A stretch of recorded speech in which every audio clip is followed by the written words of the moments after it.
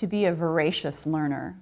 I really don't think that you can consume enough information, so that involves reading everything you can get your hands on, networking like crazy, going to conferences and actually sitting in on the sessions, and then comparing notes with your peers afterwards. That has served me very well, just to be inquisitive and curious all the time. So the second thing that I think is really critical is coaching, and I mean that in terms of how I manage my team. And what I think is really helpful for leaders is that they do invest that time with their people and making sure that their team understands their priorities and their vision for getting the job done. And there's almost no amount of feedback that's excessive because people really need to know how they're doing. I guess the third thing would be developing a personal brand. And to me, that most important component of that personal brand is integrity. And my word is part of my brand. If I say I'm going to get something done, I get it done. And over a lot of years, I've developed a reputation for that. And so that's something that served me very well. And that's something I would recommend.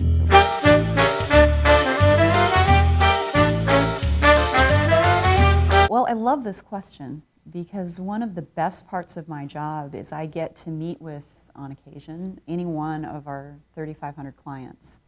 And they've got some great ideas out there. And I see people rethinking service and service delivery. And what's really cool about that is I learn about clients like BECU, Boeing Employees Credit Union, and the way they've changed their service delivery and how they've developed their virtual channel so that they're not as reliant on brick and mortar, and yet they manage to still have a fantastic customer or member experience.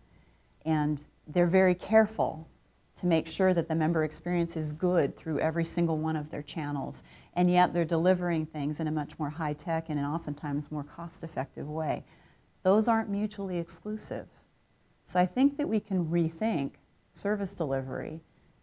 At the same time, we're rethinking the technology that we use to deliver that service, and some people out there are doing it very well.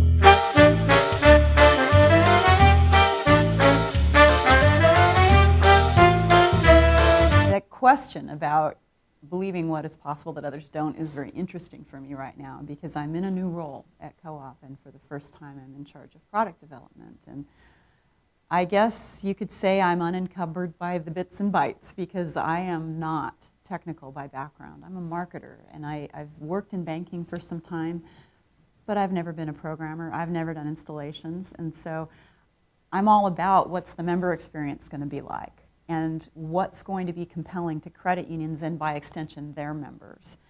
And so I'm approaching it from that angle, but at the same time, I'm having to quickly build up a reservoir of technical knowledge so that I at least understand what's possible and then maybe stretch the boundaries of what really can be done with the technology so that the member experience is just awesome. So that's what I think is possible, is we can envision something that's different and make it cool and make it something that elevates the entire movement. And I know those are lofty goals, but that's what I'm hoping to provide.